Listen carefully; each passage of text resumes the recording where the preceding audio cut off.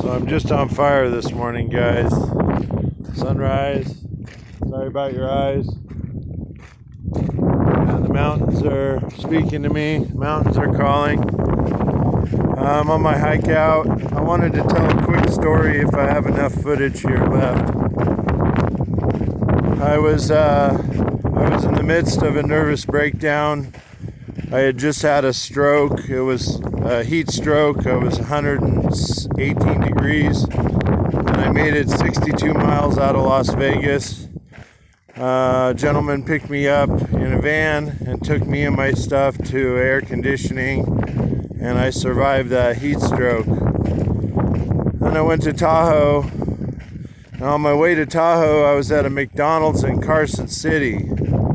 There were a bunch of vets in there, and I was thanking all the vets for their service. There were a lot of World War II vets in there. And I started thanking them for their service and, telling them we would all be speaking Dutch if they hadn't done what they did. And, there was a lot of joking and stuff, but an old man that reminded me of me, it was almost like I was looking in the mirror. He had the same curve in his hat. He had the same sunglasses on the brim of his hat. And he was 91 years old, he was a war vet. He grabbed my arm and he goes, "Can I speak to you alone for a minute?" And I said, "Yeah." And he brought me over and he goes, "I lost about $3 million when I was about your age because of my ego. Because of my ego and because I didn't believe in myself.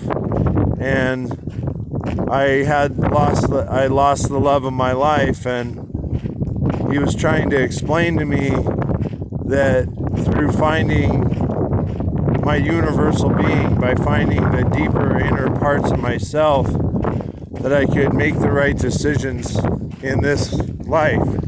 I'm sorry about that. You guys have a great climb this morning. Be safe. A little windy. I hate the rope wrap. Anyway. I'm super peanut butter and jealous. You guys are going to go out and do some multi-pitch climbing. Anyway,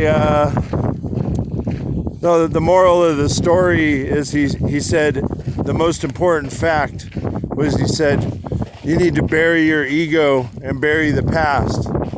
Realize that it's brave to be vulnerable. A friend of mine, close friend of mine, said, why do you cry?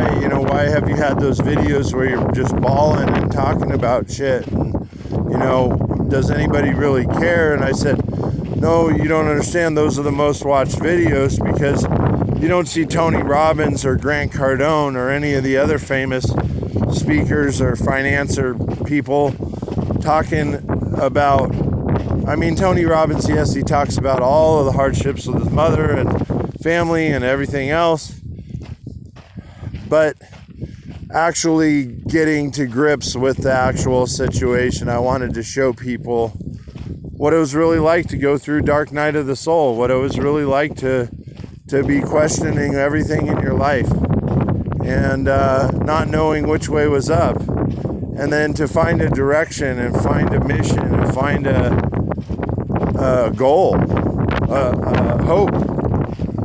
Find a way. So I just wanted to tell you that story. I ended up going up to Lake Tahoe, staying in Meeks Bay for about 17 days.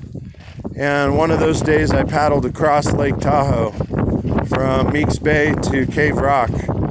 And when I got to the other side, I was about 3 miles offshore, 13-mile crossing, and I had a second stroke situation where I couldn't talk.